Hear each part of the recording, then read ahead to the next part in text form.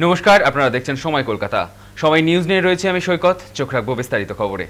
আজ মহালয়া, পিতৃপক্ষের অবসানে দেবীপক্ষের সূচনা। গঙ্গার ঘাটে ঘাটে সকাল থেকেই পিতৃপুরুষদের উদ্দেশ্যে তর্পণ আম বাঙালির।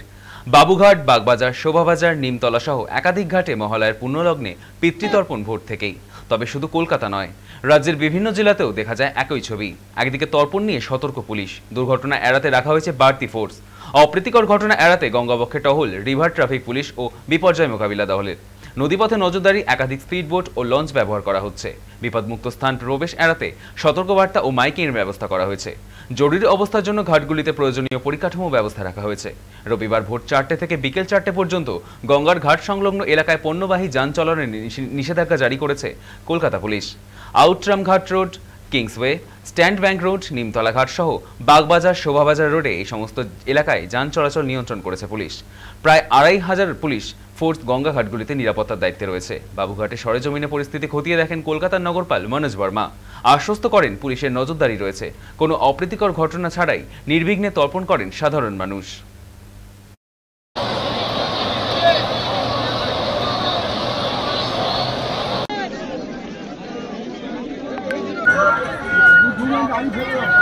আজকে মহালয়া আমরা দেখলাম সব জায়গায় সকাল থেকেই ভোরবেলা থেকেই প্রচুর লোক এসছে। তো আমাদের 3টে থেকেই আমাদের ফোর্সের ডিপার্টমেন্ট ছিল। এখন অবধি সব কিছু পিসফুল হয়েছে, কোনো রকম কোনো বিল্ডাপটাও হয়নি, কোনো ইনসিডেন্ট নেই, টোটালি ইনসিডেন্ট নেই। আমরা আশা রাখছি ভালো থাকবে আসবে।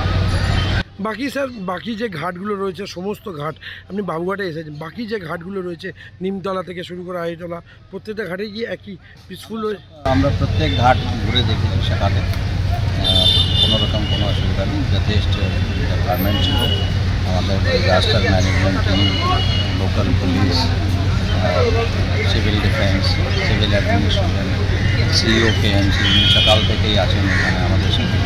তো সব জায়গায় ভালো আছে।